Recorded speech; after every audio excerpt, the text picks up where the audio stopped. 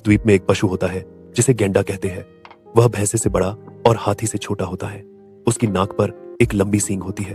उस सींग पर सफेद रंग के आदमी की तस्वीर बनी होती है। कहा जाता है कि गेंडा हाथी के पेट में सींग घुसेड़कर उसे मार डालता है और अपने सिर पर उठा लेता है, किंतु हाथी का खून और चर्बी जब उसकी आंखों में पड़ती है तो वह अंधा हो जाता है। ऐसी दशा में रुक पक्षी आता है और गेंडे और हाथी दोनों को पंजों में दबाकर उड़ जाता है और अपने घोंसले में जाकर अपने बच्चों को उनका मांस खिलाता है। उस द्वीप से होता हुआ मैं और बहुत से द्वीपों में गया और अपने हीरों के बदले वहां की बहुमूल्य वस्तुएं खरीदी। इस प्रकार कई द्वीपों और देशों में व्यापार करता हुआ बसरा के बंदरगाह और वहां से बगदाद पहुंचा। मेरे पास इस यात्रा में भी बहुत धन इकट्ठा हो गया था।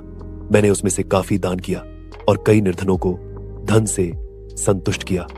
अपनी दूसरी सागर यात्रा का वृत्तांत समाप्त करके सिंदबाद ने हिंदबाद को 400 दिनारे देकर विदा किया और कहा कि कल इसी समय यहां आना तो तुम्हें अपनी तीसरी सागर यात्रा का वृत्तांत सुनाऊंगा। यह सुनकर हिंदबाद भी उसे धन्यवाद देकर विदा हुआ और अन्य उपस्थित लोग भी तीसरे दिन नियत समय पर हिंदबाद तथा अन्य मित्रगण सिंदबाद के घर आए।